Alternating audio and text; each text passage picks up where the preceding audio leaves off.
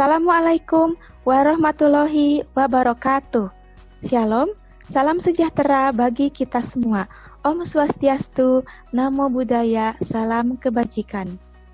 Semoga pada hari ini kita semua berada dalam keadaan yang sehat dan bahagia. Walau saat ini masih dalam masa pandemi, namun kondisi tersebut bukanlah alasan untuk menurunkan semangat belajar dan berkarya, serta tidak menyurutkan langkah maju dalam setiap hal. Baik, kita langsung saja ke pokok bahasan perkuliahan sastra lisan kita hari ini. Buka otak kalian, singkirkan dulu kabut-kabut tebalnya. Mari kita sama-sama mengenal dan menikmati ragam puisi rakyat di Indonesia. Ada 3 materi pokok yang akan kita bahas di dalam modul interaktif sastra lisan yang bertajuk Puisi Rakyat pada saat ini. Yang pertama adalah pengertian puisi rakyat, yang kedua jenis-jenis puisi rakyat, dan yang ketiga adalah contoh puisi rakyat yang saya angkat dari berbagai daerah di Indonesia. Dan tahap terakhir, setelah kalian menyimak perkuliahan ini, tentu saja kalian harus mengerjakan tugas mingguan untuk mengaplikasikan materi perkuliahan ini.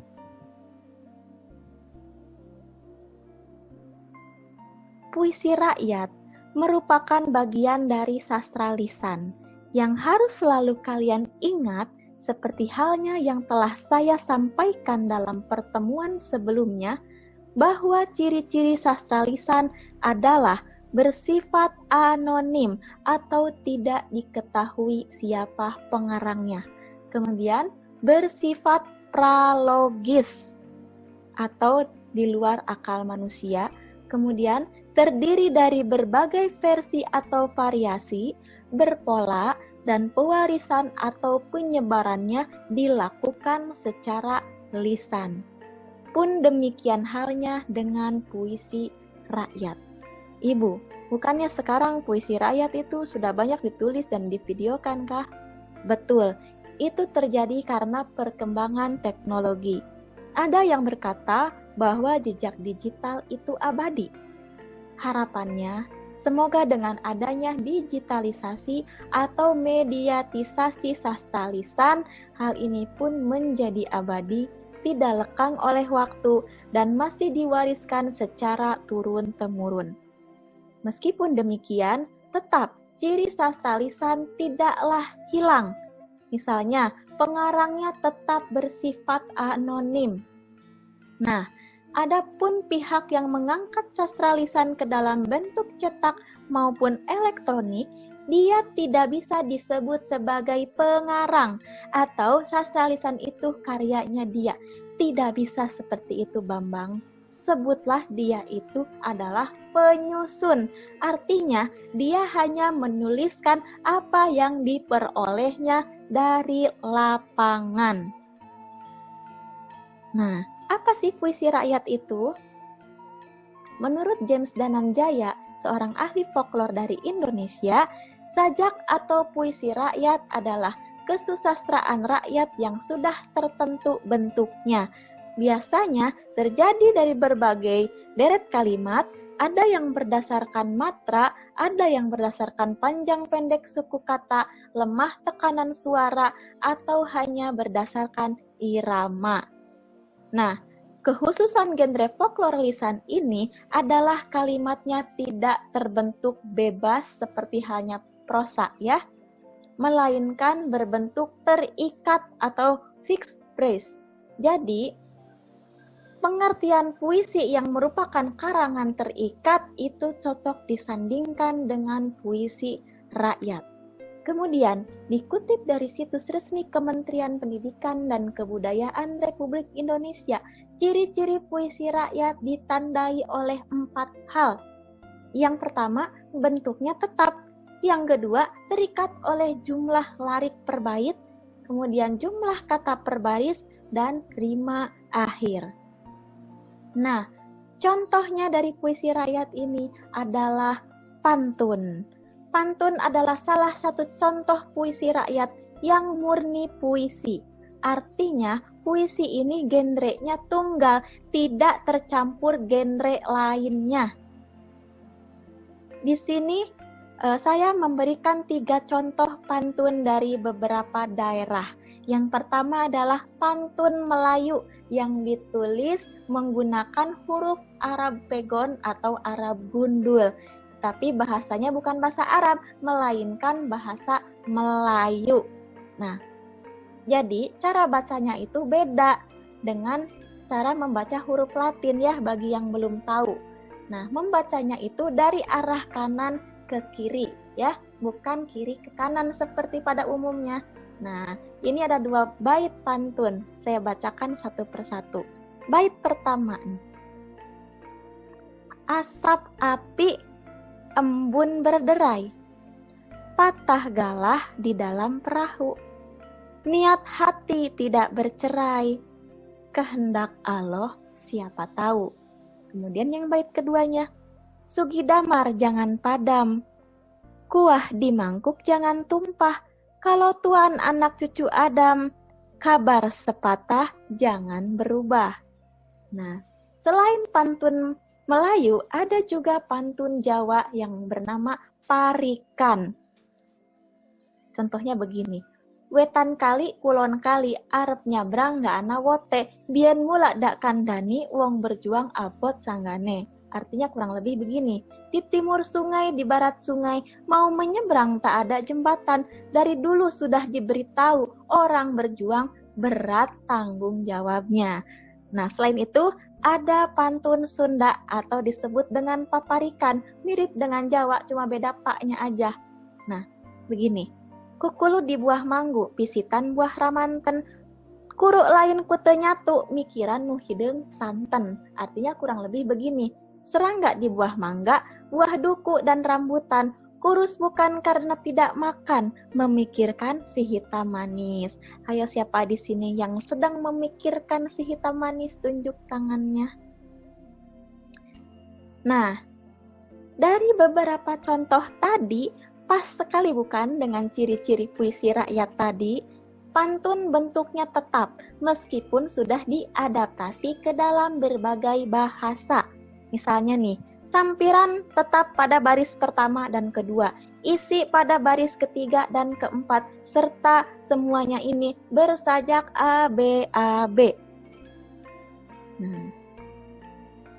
Kemudian bentuk-bentuk puisi rakyat yang bertumpang tindih dengan genre-genre folklore lainnya, seperti yang biasa terjadi di Indonesia.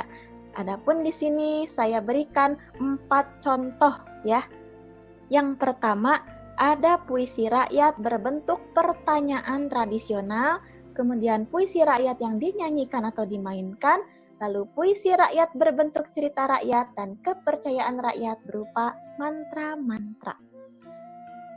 Yang pertama ini ada puisi berupa pertanyaan tradisional. Ini saya contohkan ya dari daerah Ciamis, Jawa Barat, puisi tradisional yang ada di tengah pergaulan orang-orang terdekat. Nah, ini terjadi bila dalam kumpulan teman akrab tiba-tiba tercium aroma yang tidak sedap alias bau kentut. Nah, salah seorang dari mereka, biasanya itu pelakunya yang melakukan hal seperti ini ya, yang lempar batu sembunyi tangan nih, membuat pertanyaan tradisional berbentuk puisi untuk menuduh orang yang kentut, padahal dia. Nah, bunyinya begini, tatitut daun sampe, sahanu hitut etanu ngambe. Nggak mungkin dia nunjuk dirinya sendiri, pasti nunjuk orang lain. Yang ditunjuknya itu adalah dituduh yang melakukan perbuatan pencemaran udara. Nah, hal ini juga ternyata terjadi di kalangan orang Betawi atau orang Jakarta. Nah, mirip liriknya itu, intinya menuduh orang kentut. Nah, bunyinya begini. Dang dangtut, akar aling-aling, siapa yang kentut ditembak raja maling. Nah, ada juga yang versi Palembang, tapi saya tidak tahu tepatnya seperti apa nyanyiannya ya. Mungkin kurang lebih sama ya, silakan yang orang Palembang koreksi di bawah ya. Dang dangtut jendela ua-ua, siapa yang ngentut ditembak raja tua. Nah, jadi kegemaran orang Indonesia itu ternyata suka menuduh orang lain kentut. Nah, Oke, ya. Yang selanjutnya adalah puisi yang dinyanyikan. Saya ambil contohnya pupuh. Pupuh adalah bentuk puisi tradisional Jawa dan Sunda yang memiliki jumlah suku kata atau guru wilangan dan rima tertentu di setiap barisnya atau guru lagu.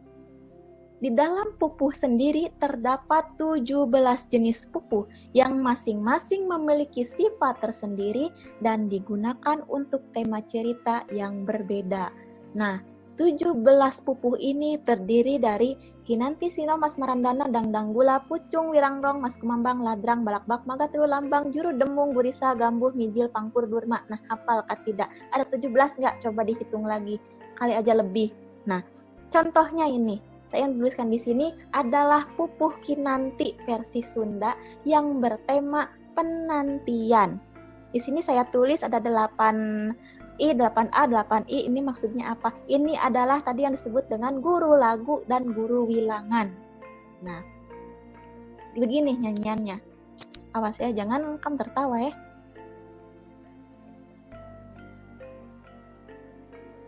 Raden ngantosan parahu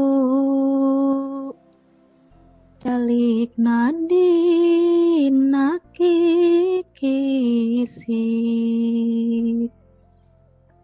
disa sarap dangdaunan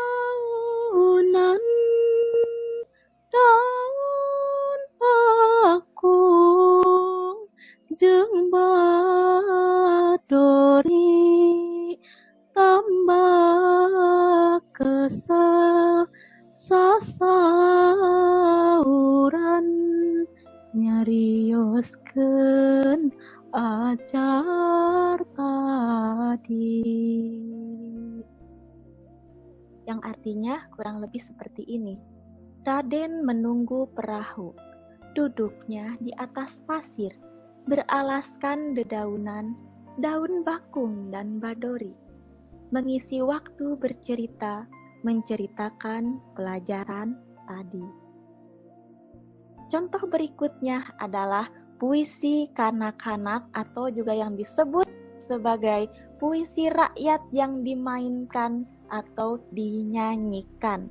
Yang pertama ada nursery rhyme atau puisi untuk membuat anak senang, untuk membujuk anak-anak, meninabobokan, dan lain-lain. Contohnya ini, yang kita kenal dari seluruh Indonesia pasti ya, Pok ame-ame. Pok ame-ame belalang kupu-kupu, siang makan nasi, kalau malam minum cucu. Nah, ada juga ya, Nina Bobo, oh Nina Bobo. Kalau tidak bobo digigit gajah nyamuk. Oke, ya. Kemudian ada juga ini nyanyian untuk membuat anak-anak senang. Namanya adalah Ucang Angge. Permainannya seperti ini. Anak kecil didudukan oleh orang dewasa di atas kakinya, kemudian diangkat-angkat. Lagunya begini. Ucang-ucang angge, mulung muncang kapapangge, di udagu anjing gede nu kilebe, ari gog cungungung. Kemudian anak itu akan tertawa dengan senang dan meminta lagi memainkan itu. Saya pernah dulu merasakan betapa menyenangkannya permainan ini dan selalu minta tambah. Oke. Nah, yang selanjutnya ada play rhyme atau puisi yang dipakai dalam permainan, misalnya untuk mengundi dan mengiringi permainan. Nah, ini untuk mengundi permainan ya, kita semua tahu ya anak-anak Indonesia dengan hom pimpa halai hom gambreng. Nah, gitu. Ada juga nih versinya, yang versi Sunda punya.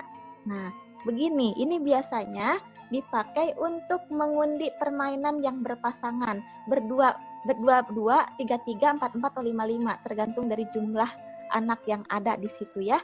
Nah, nadanya seperti ini nih. Duaan ulah sisirik, kan anu sirik ulah diajakan sekali jadi. Nah, jadi di sini dari liriknya saja sudah mengajarkan mengenai kerjasama yang baik dan juga tentang legowo. Apa itu legowo ya? Nerima gitu ya, nerima pasangan-pasangannya, nerima teman-temannya, kurang lebihnya begitu ya. Berdua, jangan iri-irian. Kalau yang iri nanti nggak diajakin sekali jadi. Nah, begitu artinya. Kemudian, selain mengundi permainan, nah ini ada permainan yang saya angkat ke dalam contoh ini karena unik. Kenapa unik? Nah, begini. Saya menemukan satu jenis permainan yang ternyata sama, ya, hanya beda di lirik lagunya saja. Yang pertama permainan di Sunda, kemudian yang keduanya itu di daerah timur Indonesia. Nah, ini yang harus dipertanyakan. Kenapa jaraknya itu kan jauh ya dari Sunda ke daerah timur ini, tapi kenapa punya permainan yang sama? Nah, kalau di Sunda itu namanya orai-orayan atau ular-ularan. Dan kalau di daerah timur seperti Maluku dan Papua terkenal dengan nama lemon nipis. Untuk yang Sunda sendiri, lagunya seperti ini. Orai-orayan luar leor mapai sawah, tongka sawah parenak tersedeng bekah. Orai-orayan luar leor mapai lewi, tongka lewi di lewi lobanu mandi. Nah, mohon maaf untuk yang versi lemon nipis, saya belum tahu seperti apa nyanyiannya, hanya mengambil liriknya saja. Ini liriknya saya ambil dari beberapa sumber. Yang pertama itu saya lihat di Google mengenai permainan rakyat lemon nipis dari daerah Maluku. Ternyata setelah saya berdiskusi dengan mahasiswa asal timur sini ya, dari asal Papua, ternyata mereka juga punya permainan lemon nipis dan liriknya ini agak berbeda dengan versi Maluku. Beda-beda tipis saja. Misalkan yang di Papua ini taguling-guling ya, lemon nipis taguling-guling. Kalau yang di Maluku itu ada tagulung-gulung gitu, hanya beda sedikit saja. Nah, namun permainan antara yang Sunda dengan yang Timur ini itu rules-nya sama. Permainan ini dimainkan oleh banyak orang. 2 orang akan membentuk sebuah lorong dengan tangan mereka yang terangkat ke udara, membentuk mulut lorong seperti yang digambar. Kemudian yang lain akan berbaris ke belakang dan pemain yang di belakang akan meletakkan tangan mereka di pundak pemain depan seperti bermain kereta-keretaan.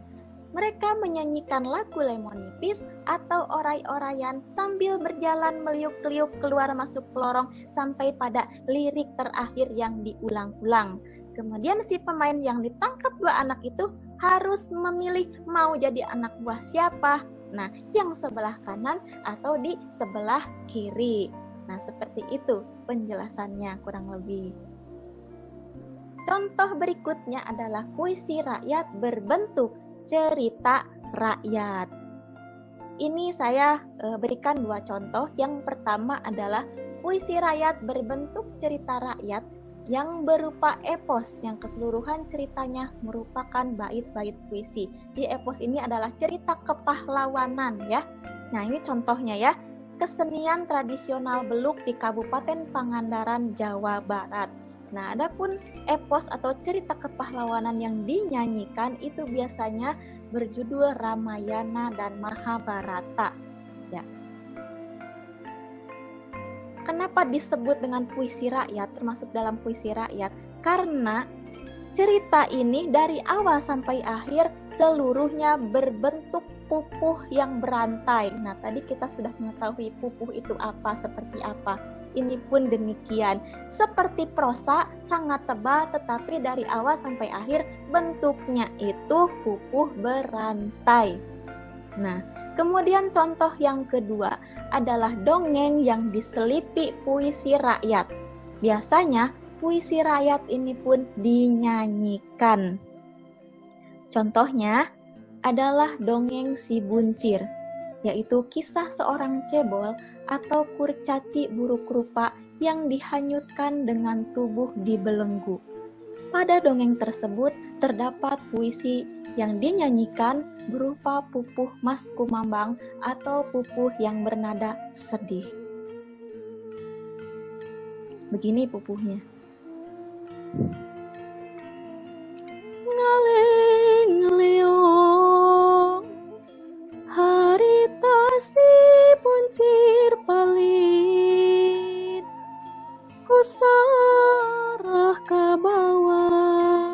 ngaleng leong laju kahilir,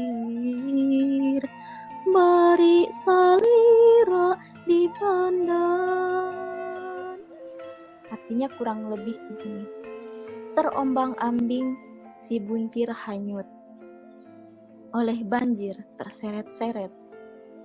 Terombang-ambing melaju ke hilir dengan tubuh yang terikat. Kurang lebih seperti itu artinya. Kemudian contoh berikutnya adalah kepercayaan rakyat berupa mantra-mantra. Mantra merupakan puisi lisan yang bersifat magis. Magis di sini berarti sebagai sesuatu yang digunakan manusia untuk mencapai tujuan-tujuannya dengan cara-cara yang istimewa. Perilaku magis disebut juga sebagai perilaku yang dilakukan untuk mencapai suatu maksud tertentu yang dipercaya manusia ada di alam supranatural. Penjelasan ini menurut Rusiana pada bukunya pada tahun 1970.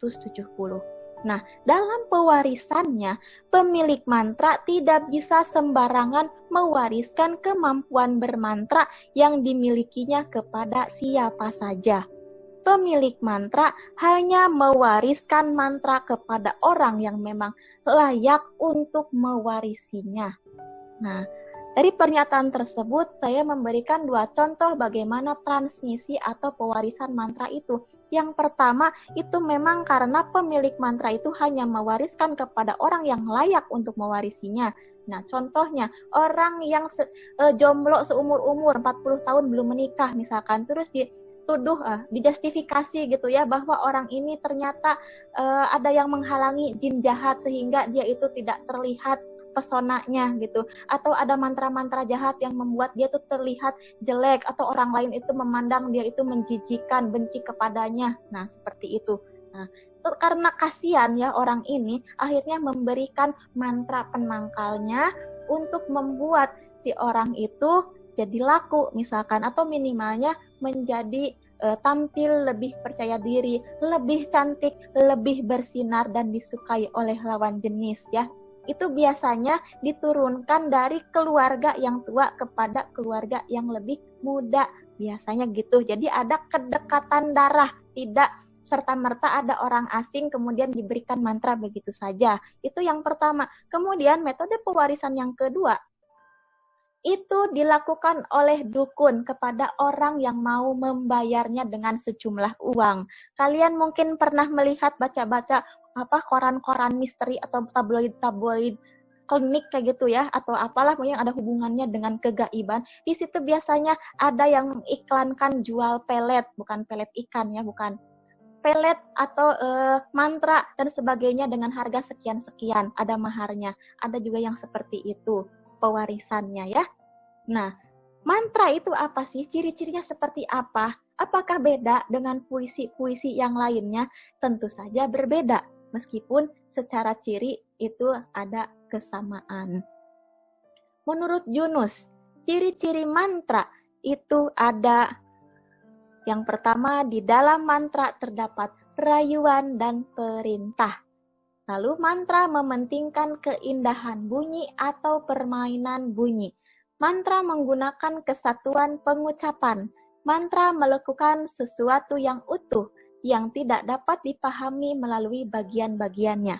Kemudian, mantra sesuatu yang tidak dipahami oleh manusia karena merupakan sesuatu yang serius. Dan yang terakhir adalah di dalam mantra terdapat kecenderungan esoteris atau khusus dari kata-katanya. Nah, ini adalah contoh mantra yang saya angkat langsung dari lapangan. Nah, baru-baru ini saya melakukan penelitian mengenai mantra di suatu tempat di Kabupaten Pangandaran. Ini adalah mantra berbedak yang menggunakan bahasa Sunda. Nah, bagaimana cara membaca mantra itu? Apakah bisa setiap saat membaca mantra? Tidak bisa. Ada waktu-waktu khususnya. Mantra berbedak, bacalah pada saat mau berbedak, gitu. Jangan saat berpakaian, gitu. Nanti khasiatnya nggak ada. Nah, Bagaimana caranya? Nah, ini dia. Khusus untuk mantra berbedak ada langkah-langkahnya. Yang pertama tentu saja cuci muka baik-baik biar kotoran-kotoran di muka itu pada hilang ya.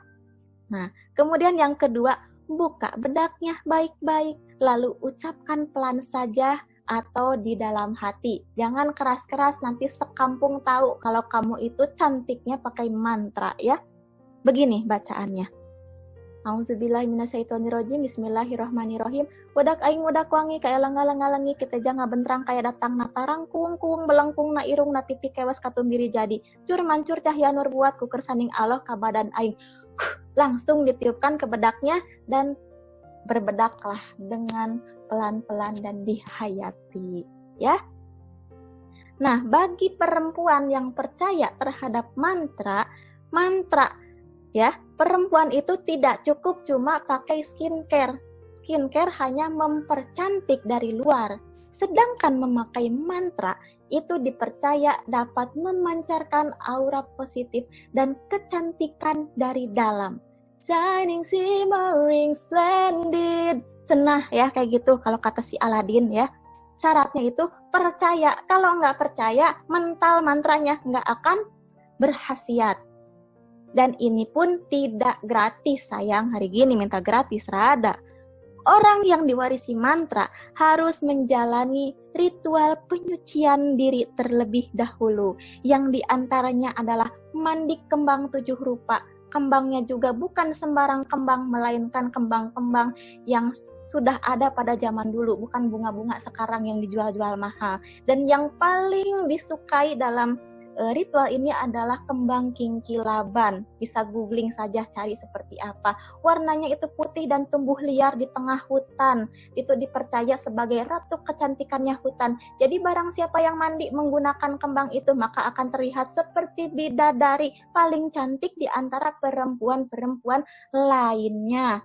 Begitu. Dan setelah itu mandi di 7 sumur pada tengah malam sebelum airnya disentuh oleh banyak orang. Jadi intinya air ini masih suci, belum ternodai oleh jari-jari nakal yang lainnya. Begitu ya.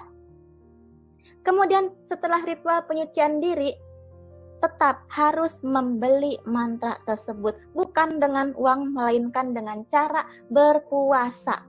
Menurut informan, pada zaman dulu bahkan ada gadis yang sampai kuat membelinya dengan puasa 40 hari 40 malam. Bayangkan, kalau secara medis manusia itu hanya kuat menahan lapar dan haus selama kurang lebih 5 hari. Ini 40 hari 40 malam. Tapi yang namanya folklore memang bersifat pralogis. Tapi itu kejadian dan nyata adanya ya.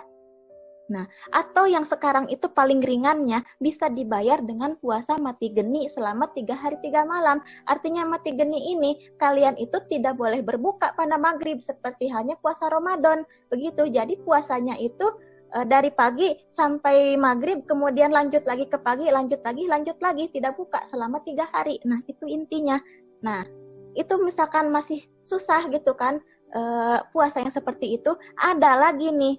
Konon ya, zaman sekarang itu sudah ada syarat yang paling ringan, yaitu dengan puasa wedalan. Artinya puasa pada hari kelahiran sebanyak 3 kali. Misalkan kalian lahir di hari Senin, maka puasalah pada hari Senin, kemudian Senin selanjutnya, dan selanjutnya sampai genap 3 kali untuk membeli mantra ini. Dan yang dibelinya pun bukan hanya mantra berbedak satu saja, melainkan satu paket. Ada mantra untuk berhias, yaitu beralis, bergincu, dan sebagainya ya. Tidak terbayang betapa lamanya bikin alis kalau dimantrai dulu. Bikin alis biasa saja sebelah bisa sampai 1 jam. Ini kalau dimantrai bisa-bisa 11 sampai 2 jam pacarnya keburu pergi. Gitu ya. Nah, kemudian juga ada lagi mantra untuk mandi hingga mantra untuk berpakaian. Bahkan nih ya, untuk tampil di muka umum atau untuk menundukkan mantan yang selingkuh biar balik lagi ke kita, itu pun ada mantranya. Saya punya mantranya, dikasih pas waktu penelitian, tapi nggak akan saya pakai. Soalnya apa? Kalau mantan sudah selingkuh, pergi ya udah, kasih tinggal aja, ngapain dipanggil-panggil cari penyakit. Gitu toh? Iya. Nah, terus ibu ada pakai mantra kah? Kok dari tadi lancar sekali bicara mantra? Saya cukup pakai skincare saja. Pakai skincare pun saya sudah terlihat cantik ya, nggak mungkin terlihat ganteng ya. Oke. Baiklah ya, sekian dulu penjelasan materinya ya. Nanti kita sambung saja di belakang. Silahkan, ada yang mau tanya-tanya, silahkan ya. Dilayangkan pertanyaannya di komentar di bawah ini ataupun melalui grup WhatsApp. Nanti saya balas satu-satu. Nah, saya dari tadi ini sudah cuap-cuap, sudah nyanyi-nyanyi juga. Nah, sekarang giliran kalian yang cuap-cuap dan nyanyi-nyanyi tentu saja di dalam tugas ya. Oke, jadi ketentuannya begini. Kalian harus menunjukkan puisi rakyat yang kalian ketahui. Lebih bagus dari daerah sendiri. Kalau nggak ada nih, nggak tahu, ya sudah, dari daerah lain juga boleh. Monggo ya, dalam bentuk video singkat maksimal 5 menit aja. Jangan lama-lama ya. Nah, begitu impas toh. Tadi saya sudah nyanyi-nyanyi begini di hadapan pemirsa, kalian menonton saya. Nah, sekarang giliran saya yang menonton kalian menyanyikan puisi rakyat atau mendeklamasikan atau apapun itu ya. Kemudian berilah penjelasan mengenai puisi rakyat tersebut secara singkat dan padat seperti yang telah saya contohkan dari tadi ya, dari awal sampai mau selesai. Kalau sudah selesai, kumpulkan tugasnya via grup WA kelas atau Google Classroom paling lambat pada jadwal kuliah sastra lisan minggu depan. Longgar banget kan ketentuannya? Nah, oke, jangan lupa kerjakan dengan sebaik-baiknya. Oke, terakhir, jangan lupa kalian juga untuk isi presensinya. Linknya sudah saya tampilkan di bawah ini. Oke, sekian penjelasan dari saya. Sampai jumpa lagi di modul pembelajaran berikutnya.